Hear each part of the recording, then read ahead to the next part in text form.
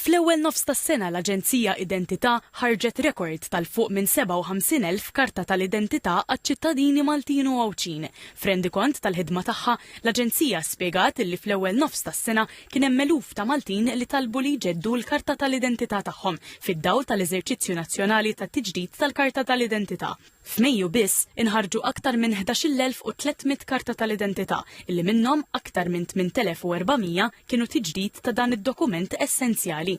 Il-ħidma ta' identità tul l-ewwel 6 xhur tas-sena iffokat ukoll fuq qatt ta' spezzjonijiet. Fil-fatt, l-uffiċjali tagħha wettqu 92 spezzjoni fuq l-antijiet tax-xogħol flimkien ma' uffiċjali fih dan il-Korp tal-Pulizija, Transport Malta, il-Lesa u Jobs Plus. Dawn kienu jinkludu siti ta' kostruzzjoni, toroq, postijiet ta' divertiment, lukandi u ristoranti. L-istess taqsima wettqet ukoll ma' 300 investigazzjoni fuq suspett ta' irregolarità.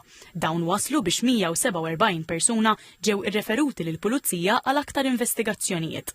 L-istatistika ta' identità tefaddawl ukoll dwar lat ta' twelidijiet fl-ewwel nofs tas-sena fejn ġew irreġistrati 1138 tifel u 1059 tifla.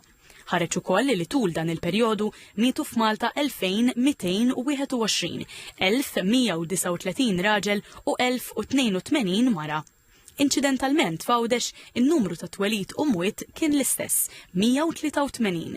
Fl-istess perjodu f'Malta ġew irreġistrati 991 żwieġ, filwaqt li f'Għawdex ġew irreġistrati 72. U waqt li ninsabu fl-eqqel tal-istaġun tas-sajf, l-Uffiċċju tal-Passaporti ħareġ xejn anqas minn 26,000 passaport.